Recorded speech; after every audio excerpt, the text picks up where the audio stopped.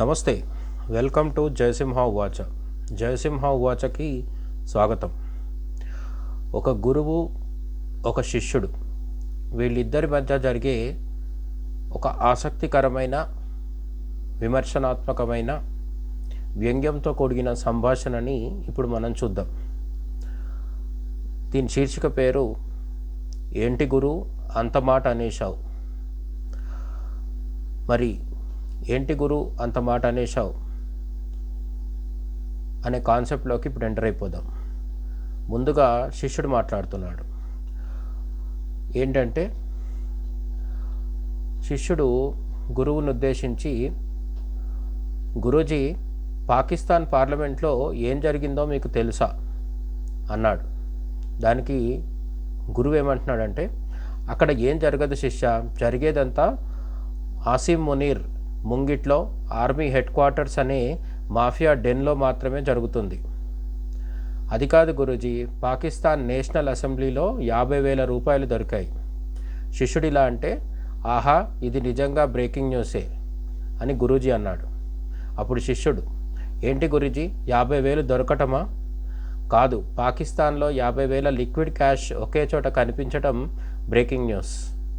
50,000 వాళ్ళ కరెన్సీ గురూజీ, మన కరెన్సీలో అటు ఇటుగా 16,000. ఆ మాట అంటే ఇండియాలోని పాకీ ప్రేమికులకి కోపం వస్తుంది.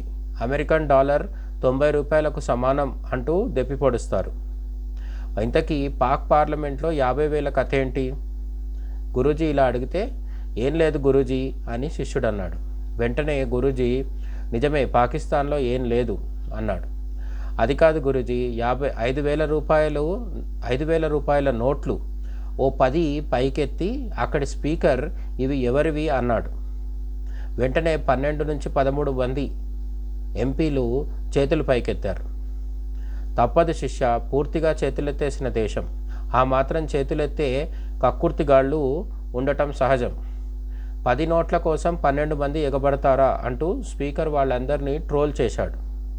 తర్వాత ఆన్లైన్లో జనం కూడా సదరు పాకీ ఎంపీల్ని ట్రోల్ చేసి ఉంటారుగా అని గురూజీ అడుగుతున్నాడు. దానికి శిష్యుడు, ఎగ్జాక్ట్లీ గురూజీ, మీకెలా తెలుసు? సోషల్ మీడియా వచ్చాక జనం మొత్తం రెండుగా విడిపోయారు. ట్రోల్ చేయించుకునే పనికిమాలిన వారు, ట్రోల్ చేసే దిక్కుమాలిన వారు. అంత మాట అనేశారేంటి గురూజీ? ఎనీవే, ఇప్పుడు పాకిస్తాన్ పార్లమెంట్లో 50,000 దుమారం పెద్ద కామెడీగా మారిపోయింది. అసలు ఓనర్ ఇక్బాల్ తన డబ్బులు తాను తీసుకున్నాడు అనుకోండి, కానీ మిగతా వారంతా ఫ్రీగా వస్తే ఫినాయిల్ తాగేద్దామని ఎందుకు ప్రయత్నించి ఉండొచ్చు? శిష్యుడు అడిగిన ఈ ప్రశ్నకి గురూజీ ఏమంటున్నారంటే, ఓ అదా, పక్కోడు వేడివేడి పకోడీ తింటున్నాడని పని మానేసి కుళ్ళుకుంటే మన చేతిలో ఉన్నటి చల్లటి ఐస్ క్రీమ్ కూడా కరిగిపోతుంది. అర్థం కాలేదు గురూజీ. పాకీలకు కూడా 75 ఏళ్లుగా అదే అర్థం కావటం లేదు. ఇండియా మీద ఏడవటం తప్ప మిగతా అన్నీ మానేసి కూర్చున్నారు. ఇప్పుడు నోట్లోకి తిండి లేదు, నోట్ల కట్టలకి దిక్కు లేదు. మరి ఎలా గురూజీ? చేసేదేం లేదు. అక్కడ జనం పార్లమెంట్కి పంపిన ఎంపీలే చేసేదేం లేదు. అక్కడి జనం పార్లమెంట్కి పంపిన ఎంపీలే 50,000 కోసం కరువులో ఉన్నారంటే సామాన్య జనం సంగతి మనం ఊహించుకోవచ్చు.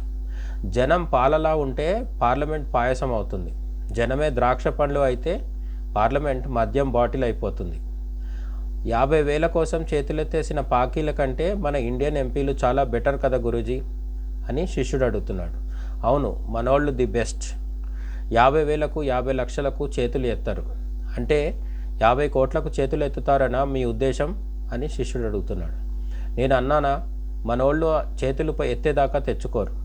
పాకీలు పందులు, మనోళ్ళు గాడిదలు, అమెరికన్స్ గుర్రాలు. అందరూ జంతువులేనా, మనుషులు లేరా అని శిష్యుడు అడుగుతున్నాడు. దానికి గురూజీ, అర్జెంటుగా వెళ్ళి నువ్వు నేను కూడా అద్దంలో చూసుకుందాం. అప్పుడు శిష్యుడు ఏమంటున్నాడంటే, అలా చూసుకున్నప్పుడు మనకు మన అద్దంలో మనిషి కనిపిస్తే పత్తిత్తు మాటలు కంటిన్యూ చేద్దాం. ఓకే గురూజీ, అబద్ధాలు చాలు, అద్దాల వద్దకి వెళ్దాం పదండి. ఇది గురు అండ్ శిష్యుడి మధ్య జరిగిన కన్వర్జేషన్. ఇద్దరి సంభాషణ విన్న మీకు ఏమర్థమైందో కామెంట్ సెక్షన్లో కామెంట్ చేయండి. మీ అభిప్రాయాల్ని షేర్ చేసుకోండి. Thank you. జై హింద్.